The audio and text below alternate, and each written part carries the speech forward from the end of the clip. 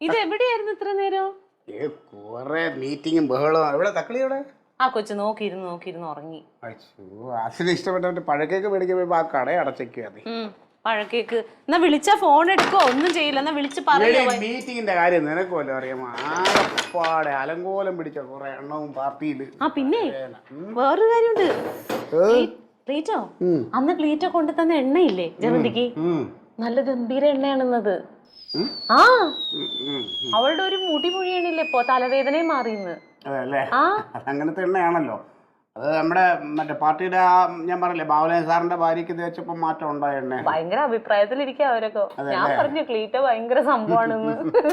പിന്നെ അത് കേട്ടപ്പം ഫാസിലിന് വേണം 2 ബോട്ടില്, കുടുംബശ്രീയിലെ പെണ്ണുങ്ങൾക്ക് എല്ലാവർക്കും വേണം. അപ്പൊ കുറച്ച് എണ്ണ അങ്ങ് ഓർഡർ ചെയ്തോന്നാ. ശരിയാവും. അല്ല അവരൊക്കെ പൈസ തരും. എനിക്ക് 500 രൂപ തന്നിട്ടോ ഫാസില് അഡ്വാൻസ്. അതെ, അത് അങ്ങനെ ഇങ്ങനെ എണ്ണ പെട്ടെന്ന് കിട്ടാനെന്ന് പറഞ്ഞാലേ ഇതങ്ങ് നാഗർകോവിലിൽ കൊണ്ടുവരണ്ടേ? അല്ല പെട്ടെന്ന് വേണ്ട, 2-3 ദിവസത്തിനുള്ളിൽ കൊടുത്താൽ മതി. എന്റെ തങ്കം, അത് ഈ നാഗർകോവിലുള്ള കാടുകളിൽ നിന്ന് അവിടുന്ന് ഇവിടുന്നൊക്കെ ശേഖരിച്ച പല ചേരുവകൾ കൊണ്ട് ഉണ്ടാക്കണയാണ്. ഈ നാഗർകോവിൽ ഇതിന് മാത്രം കാടുണ്ടോ? കാടില്ലാത്ത സ്ഥലമുണ്ടോ? നാഗർകോവിലൊക്കെ തന്നെ വലിയ കാടാ.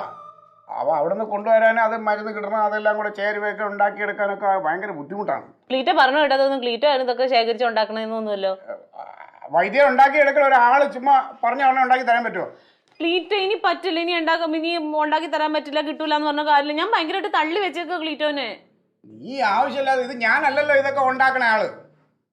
വൈദ്യം ഉണ്ടാക്കി തരണം, അതിന് അയാൾക്ക് സമയം വേണം. അയാളോട് പറഞ്ഞപ്പോ അയാൾ സമയം എടുത്തോ? 2-3 ദിവസം മതിയോ? അത് എനിക്കെങ്ങനെ അറിയാൻ പറ്റും? അത് ആ നമ്പർ ഞാൻ വിളിച്ചു പറയാലോ വൈദ്യരോട്.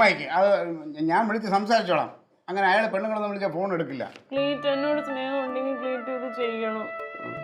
അവരൊക്കെ അല്ലെങ്കിൽ ഞാൻ എന്തൊക്കെ പറഞ്ഞു വെച്ചേക്കാന്നറിയാമോ കുടുംബശ്രീയിലും തൊഴിലുറപ്പിന്റെ പെണ്ണുങ്ങളോടൊക്കെ. ഞാൻ നോക്കാം. നോക്കിയാ പോരാ, കിട്ടണം.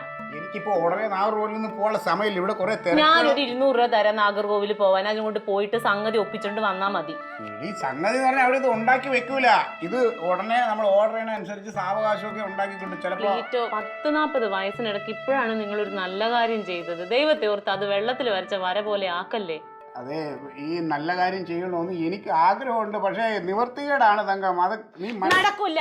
എനിക്ക് എണ്ണ വേണം. ഇനി അതിൽ കൂടുതൽ വർത്താനൊന്നും ഇവിടെ പറയാനില്ല. എണ്ണയില്ലാതെ നിങ്ങൾ ഇനി ഇങ്ങോട്ട് വരണ്ട.